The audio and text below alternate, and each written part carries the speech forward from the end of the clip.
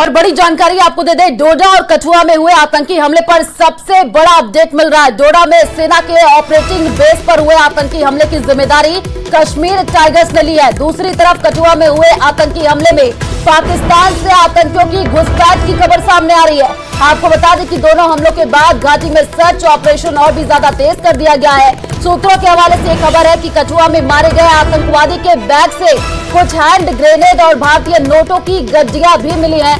माना यह जा रहा है कि आतंकवादी कुछ घंटे पहले ही भारत में घुसे थे, लिहाजा उन्हें भारतीय नोटों की गड्डियां दी गई थी जिसे अपना खर्चा चलाए। और अनुमान के मुताबिक नोटों की संख्या लगभग 1 लाख हो सकती है।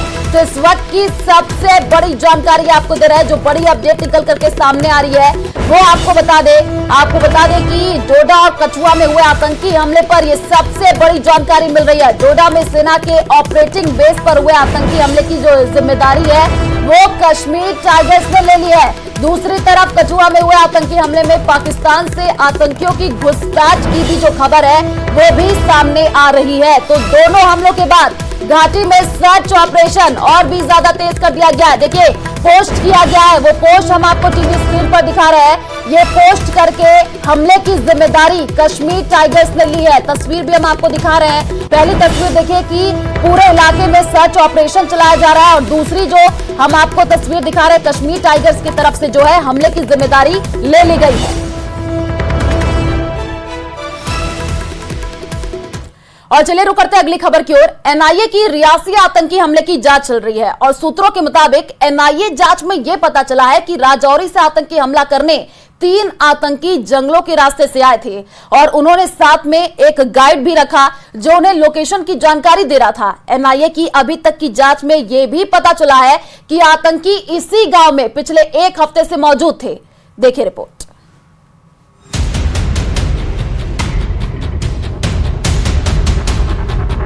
पाकिस्तान हाय हाय, पाकिस्तान हाय हाय। क्या आतंक का इलाज अब सर्जिकल स्ट्राइक पार्ट 3 से ही पूरा होगा? पाकिस्तान हाय हाय, पाकिस्तान हाय हाय, पाकिस्तान हाय हाय, पाकिस्तान हाय हाय। पूरे देश में अब यही आवाज उठ रही है कि बस बहुत हुआ, अब आतंक के सर्वनाश का टाइम आ चुका है।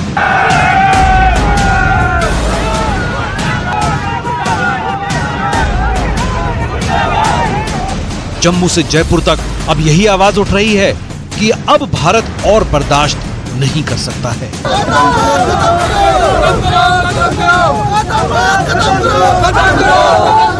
देश में आतंक के खिलाफ उठ रही आवाज सरहद पार तक पहुंच चुकी है और पाकिस्तान को भी एहसास हो चुका है कि अब कश्मीर में छिपे आतंकियों के चिथड़े उड़ेंगे तो पीओके में भी आतंकियों की कब्र खुदनी तय हो गई है।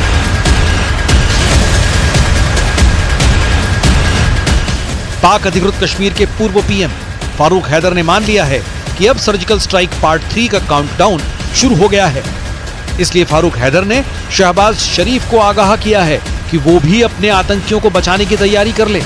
सिक्योरिटी तो बिल्कुल ठीक है, ऐसी बात नहीं है, मगर आतंकवाद है ये गुनाह जो अपने लिए मांगने गए थे शिवखोड़ी में, उन पे हमला किया गया। नाते लोग हम सबको जो भी इस रियासत के लोग हैं हमें इसे कंडेम करना चाहिए। दरअसल इस बार पीओके को लेकर पाकिस्तान पूरी तरह से घिर गया है।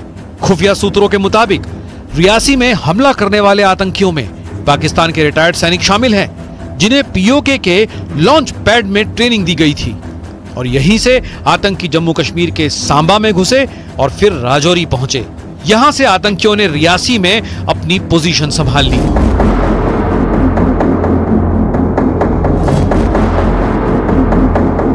एनआईए को रियासी हमले की जांच के दौरान कई जानकारियां हाथ लगी हैं। एनआईए के मुताबिक आतंकियों के पास हथियार कम थे, इसलिए उन्होंने घात लगाकर ड्राइवर पर निशाना लगाया, जिससे ड्राइवर गाड़ी से नियंत्रण खो दे। आतंकी चाहते थे कि बस में मौजूद सभी श्रद्धालु मारे जाएं, इसलिए आतंकियों ने हमले के लिए ऐसी जगह चुनी जहां से आतंकियों ने 40-50 राउंड फायरिंग की और उसके बाद बस सीधी 200 फीट नीचे गहरी खाई में जा गिरी। हमारे घर के हमारी औरत थी, और हमारे सारे एक लड़का था और उसकी बहू थी, एक लड़की थी। मेरे परिवार से कोई बातचीत नहीं हो पाई। मेरे फैमिली से 17 लोग गए थे, जो कि 4 लोग उस हमले में घायल हुए हैं। उनका भी कुछ पता नहीं चल रहा है, लेकिन हॉस्पिटल में है, इतना सुनने में आ रहा है। उनकी भी हालत सीरियस है, चारों की। पूरा मतलब एक परिवार है जो यहाँ से गया हुआ था वहाँ पर माता के दर्शन के लिए। जो भी उन्हें आवश्यक सहयोग की चाहिए वो सभी सहयोग उन्हें मुहैया कराई जा रही है। बाकी जितने 13 लोग हैं वो सभी लोग सुरक्षित हैं। टोटल 17 लोग थे ये लोग। जम्मू कश्मीर के रियासी में जिस जगह पर आतंकियों ने वारदात को अंजाम दिया है, वहां सैकड़ों किलोमीटर के एरिया में विशाल जंगल है। आतंकियों की तलाश में सुरक्षा कर्मियों की 11 टीमें बनाई गई हैं। खोजी कुत्तों के साथ ही ड्रोन की मदद से पहाड़ और जंगल का चप्पा चप्पा खंगाला जा रहा है। सर्च टीम्स हैं वो बाहर हैं। कुछ एरियाज को जो हमने नॉमिनेट किए हैं, कुछ escape रूट्स हैं जो हमने आइडेंटिफाई किए हैं, उनको डोमिनेट किया जा रहा है। और यहाँ पे क्योंकि बहुत ही एक वुडेड, हाईली वुडेड और जंगल टाइप का एरिया है और पहाड़ी इलाका है, इसमें हमारी जो इंटेल लीड्स आ रही हैं उसके चलते हमने 2 एक्सिस पे आज 11 टीम्स का इस्तेमाल किया है और उनको इस एरिया में फैलाया हुआ है। रियासी में आतंक के गुनहगारों का हिसाब होने में कुछ ही वक्त बचा है। सेना के जवानों की गोलियां आतंकियों का सीना चीरने के लिए तैयार हैं। ड्रोन की नजर से आतंकी कब तक बच पाएंगे, उनका खात्मा तो तय है।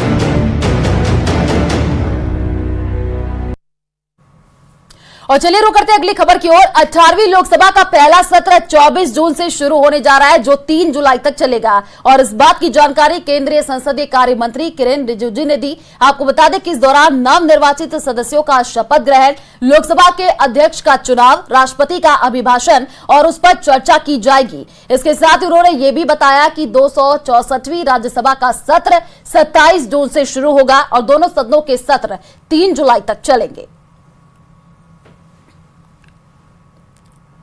तो 24 जून से संसद सत्र की शुरुआत होगी। 3 जुलाई तक जो है ये संसद सत्र चलेगा। आपको बता दें कि नई सरकार का ये पहला सत्र होगा। ये बड़ी जानकारी आपको दे रहा है और नए सांसदों का शपथ ग्रहण भी होगा। तो संसदीय कार्य मंत्री किरेन रिजिजू ने सोशल मीडिया एक्स पर जानकारी देते हुए ये लिखा है कि 18वीं लोकसभा का सत्र 24 जून से 3 जुलाई तक चलेगा। सभी नए सांसदों का शपथ ग्रहण, स्पीकर का चुनाव, राष्ट्रपति का संबोधन होगा। राज्यसभा का सत्र 27 जून से 3 जुलाई तक चलेगा। जो उन्होंने देखिए एक्स हैंडल पर जानकारी दी है वो भी हम आपको टीवी स्क्रीन पर दिखा रहे हैं। और गृह मंत्रालय के सूत्रों के हवाले से बड़ी खबर सामने आ रही है। रामनगरी अयोध्या में एनएसजी हब बनेगा। आपको बता दें कि अयोध्या में बनने वाले एनएसजी हब में ब्लैक कैट कमांडो जो है वो तैनात होंगे। आतंकी खतरे और उससे निपटने को लेकर के केंद्र सरकार ने यह फैसला लिया है। और इससे पहले केंद्र सरकार देश के अलग अलग हिस्सों में जो है एनएसजी हब बना चुकी है। सूत्रों के मुताबिक एनएसजी को अयोध्या में आतंकवाद विरोधी और अपहरण रोधी अभियानों का विशिष्ट दायित्व सौंपा जाएगा, जिसका नाम एनएसजी बखूबी कर रही है। फिलहाल देश में एनएसजी के 5 हब हैं, जो कि हैदराबाद, कोलकाता, अहमदाबाद, चेन्नई और मुंबई में है। और चलिए रुक करते हैं अगली खबर की ओर। कठुआ में हुए आतंकी हमले में सीआरपीएफ के एक जवान के शहीद होने की खबर है। बीती रात सेना की आतंकियों के साथ मुठभेड़ हो गई, जिसमें एक आतंकी को मार गिराया गया। हालांकि इसके बाद आतंकियों ने रात करीब 3 बजे सर्च ऑपरेशन में लगी पुलिस की गाड़ी पर हमला किया। आतंकियों ने पुलिस की गाड़ी पर फायरिंग भी की थी।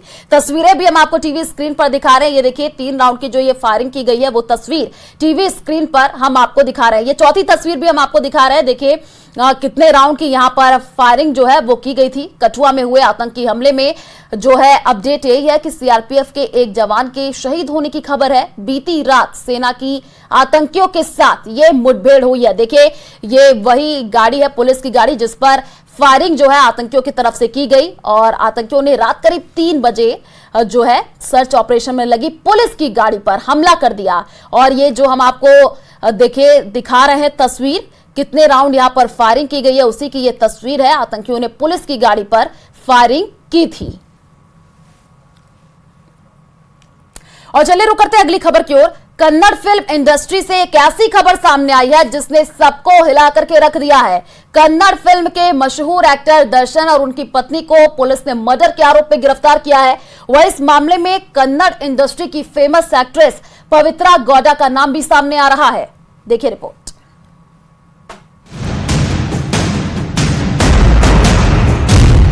सलाखों के पीछे कन्नड़ सुपरस्टार दर्शन। कन्नड़ सुपरस्टार दर्शन पर हत्या का आरोप। कन्नड़ फिल्म की अभिनेत्री पवित्रा गौड़ा पर भी शिकंजा। कन्नड़ फिल्म इंडस्ट्री के बड़े स्टार्स में से एक दर्शन और उनकी पत्नी को एक मर्डर केस के सिलसिले में पुलिस ने गिरफ्तार किया है। दर्शन पर रेणुका स्वामी नाम के एक शख्स की हत्या का आरोप है। इस मामले में कन्नड़ अभिनेत्री पवित्रा गौड़ा को भी पुलिस ने गिरफ्तार किया है। गिरफ्तारी के बाद उन्हें कोर्ट में पेश किया गया, जहां से उन्हें 6 दिन की पुलिस रिमांड में भेज दिया गया। 2 दिन पहले पुलिस ने बेंगलुरु के एक नाले से रेणुका स्वामी नाम के आदमी का शव बरामद किया। पुलिस ने उसी की हत्या के मामले में दर्शन और उनकी पत्नी को कर्नाटक के मैसूर से गिरफ्तार कर लिया और पूछताछ के लिए बेंगलुरु ले आई। पुलिस के मुताबिक इस मामले में अभी तक 10 लोगों को गिरफ्तार किया गया है। उधर अपने चहेते स्टार दर्शन की गिरफ्तारी की जानकारी मिलते ही उनके समर्थक पुलिस स्टेशन के बाहर इकट्ठा हो गए। उन्होंने अपने चहेते एक्टर के समर्थन में नारे लगाने शुरू कर दिए। इस दौरान कुछ लोग दर्शन की तस्वीर वाला झंडा भी लहराते दिखाई दिए।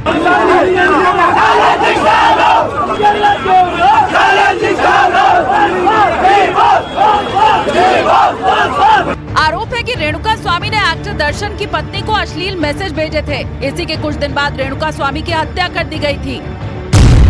पुलिस का दावा है कि पूछताछ के दौरान 3 लोगों ने हत्या की बात कबूल की थी। उन्होंने दर्शन के इशारे पर वारदात को अंजाम देने का दावा किया।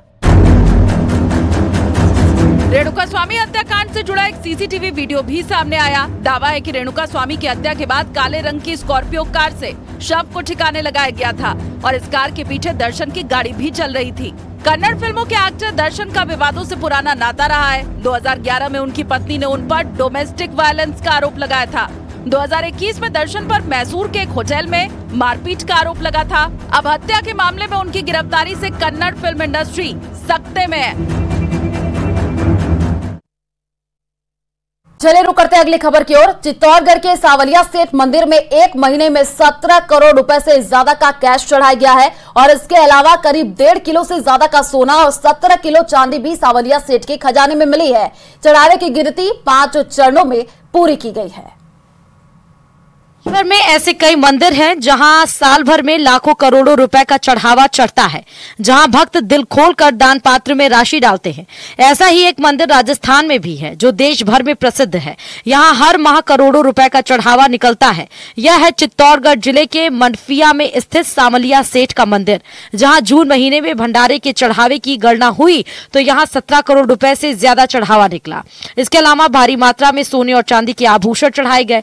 बता दें कि मंडफिया स्थित श्री सावलिया जी में हर महीने अमावस्या के एक दिन दान पात्र खोलकर चढ़ावा की गणना की जाती है, जो करीबन 4 से 5 दिन तक जारी रहती है। इस बार भी अमावस्या के एक दिन पूर्व भंडारा खोला गया, जहां गणना शुरू की गई। वहीं 4 गणनों में की गई कई गणना में 17 करोड़ से अधिक भंडारे में राशि निकली है। इसके अलावा सोने चांदी के अन्य आभूषण भी दान पात्र में चढ़ावे के रूप में निकले। वहीं इस बार एक भक्त ने 15 सोने के बिस्किट सावलिया सेठ को चढ़ाए हैं, जो चर्चा का विषय रहा है। भेंट कक्ष में निकली नकदी, सोने चांदी के आभूषण की गणना अभी भी बाकी है। और पूरे प्रदेश में आज पुलिस का स्थापना दिवस मनाया जा रहा है। जयपुर में सीएम भजन लाल शर्मा आरपीए ग्राउंड में राज्य स्तरीय समारोह में शामिल हुए। आपको बता दें कि सेरेमोनियल परेड की सलामी उन्होंने ली। प्रदेश के अलग अलग हिस्सों से ऐसी ही तस्वीरें सामने आई हैं, जहां पुलिस जवानों को उत्कृष्ट कार्य करने वाले जवानों को सम्मानित किया गया।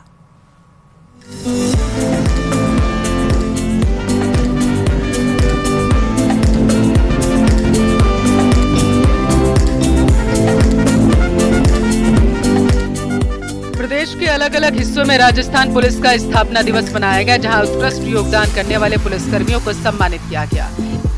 जयपुर में राजस्थान पुलिस के स्थापना दिवस के मौके पर सीएम भजन लाल शर्मा ने पुलिस शहीद स्मारक पर श्रद्धांजलि दी। साथ ही आरपीए के ग्राउंड में राज्य स्तरीय समारोह मुख्य अतिथि के तौर पर शिरकत की। सेरेमोनियल परेड की सलामी का हिस्सा भी बने और इस कार्यक्रम में उत्कृष्ट कार्य करने वाले जवानों को सम्मानित किया गया। साथ ही पुलिस निधि के लिए 1.5 करोड़ रुपए इजाफे की घोषणा भी की गई। आप देख रहे हैं जिस तरह से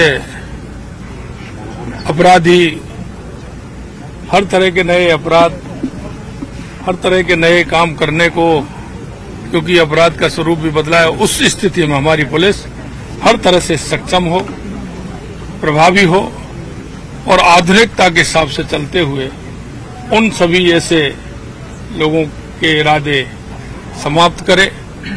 और हमने भी कहा है कि हम पुलिस के हर क्षेत्र में जो उनको आवश्यकता आधुनिक तरीके से होगी उसको उपलब्ध कराएंगे, लेकिन राजस्थान को एक सौहार्दपूर्ण और शांतिपूर्ण वातावरण रहे, आम जन में विश्वास रहे, इसको कायम करने का काम करेंगे। दौसा में पुलिस लाइन में इस कार्यक्रम का आयोजन हुआ, जिसमें परेड के साथ साथ वृक्षारोपण और रक्तदान शिविर भी लगाया गया। कार्यक्रम में 10 पुलिसकर्मियों को अति उत्तम और 35 पुलिसकर्मियों को उत्तम सेवा चिन्ह से सम्मानित किया गया। आज हमारा राजस्थान पुलिस स्थापना दिवस का त्योहार हम मना रहे हैं और जो कि समस्त प्रदेश भर में मनाया जा रहा है। और इसके लिए अगर तैयारी की बात करें तो इसमें हमने हमारी जो परेड है उसकी तैयारी लगभग हफ्ते भर पहले से शुरुआत की, जिसके साथ साथ जो हमारे सांस्कृतिक कार्यक्रम है उनकी भी तैयारी शुरू करी। और आज ही के दिन हम यहाँ पर वृक्षारोपण का भी हमने कार्यक्रम रखा है और इसी के बाद में हम तुरंत रक्तदान का भी शिविर आयोजित किया जा रहा है। चित्तौड़गढ़ जिला मुख्यालय में पुलिस लाइन में परेड का आयोजन किया गया। यहाँ भी उत्कृष्ट कार्य करने वाले जवानों को सम्मानित किया गया। कार्यक्रम में पुलिसकर्मियों के बच्चे जिन्होंने खेलकूद, पढ़ाई और अन्य गतिविधियों में अच्छा प्रदर्शन किया, उनका भी सम्मान किया गया। अलवर की बात करें तो इस मौके पर पुलिस लाइन में परेड के साथ पुलिस बैंड पार्टी का प्रदर्शन किया गया। साथ ही पुलिस अधिकारियों और जवानों को उत्तम सेवा चिन्ह, प्रशंसा पत्र प्रदान किए गए हैं। देखिए, राजस्थान पुलिस दिवस वैसे 16 अप्रैल को होता है, परंतु इस बार उस समय आचार संहिता लगी हुई थी, तो ये जो है 11 और 12 जून को विधिवत तरीके से मनाया गया। इस बार जो है 75वां राजस्थान पुलिस दिवस था और इस उपलक्ष्य में कल हमने सुबह ब्लड डोनेशन कैंप आयोजित किया पुलिस लाइन में और वृक्षारोपण कार्यक्रम किया गया। राज्य पुलिस स्थापना दिवस के मौके पर श्रीगंगानगर और बाड़मेर में भी कार्यक्रम का आयोजन किया गया। श्रीगंगानगर में अच्छा काम करने वाले जवानों को जहां सम्मानित किया गया, वहीं बाड़मेर में पुलिस प्रदर्शनी का आयोजन किया गया। आपको विदित होगा कि इसी तरीके से पुलिस हर समय जहां भी जरूरत पड़ती है सबसे पहले कानून व्यवस्था तो वो अपनी ड्यूटी को रखती है, चाहे होली का पर्व हो, चाहे दिवाली का पर्व हो। इसी तरीके से इस बार बिल्कुल आपको एग्जाम्पल के रूप में दिखाया है कि किस तरीके से हमने अपना जो पर्व है राजस्थान पुलिस दिवस, उसको हमने ड्यूटी को उसके ऊपर रखा है और आज इस पर्व को बहुत धूमधाम से मनाया जा रहा है। आचार संहिता के चलते राज्य पुलिस स्थापना दिवस की 75वीं वर्षगांठ 16 अप्रैल की जगह 11 जून से शुरू होकर 13 जून के बीच मनाई जा रही है। बांसवाड़ा में पुलिस लाइन में परेड को सलामी देकर किया गया 150 यूनिट रक्तदान। उत्कृष्ट कार्य करने वाले पुलिसकर्मियों को सम्मानित करने के अलावा पुलिस लाइन में पौधारोपण भी किया गया। पुलिस दिवस से अभी 10, 11, 12 3 दिन का मना रही है। पुलिस दिवस डे का आज परेड हुआ है और यहाँ पे ब्लड डोनेशन का कैंप हमने ऑर्गेनाइज किया है। राजस्थान पुलिस का स्थापना दिवस के मौके पर राजसमंद में विशेष परेड का आयोजन किया गया। परेड ग्राउंड में आयोजित कार्यक्रम के दौरान 88 पुलिसकर्मियों को उत्तम, अति उत्तम, सर्वोत्तम सेवा चिन्ह और प्रमाण पत्र दिए गए। इसके अलावा कानून का सहयोग करने वाले आम नागरिकों को भी सम्मानित किया गया। Bureau report, news 18 Rajasthan. और चलिए फिलहाल इस बुलेटिन में इतना ही। आगे आपको दिखाएंगे खबर दोपहर। नमस्कार।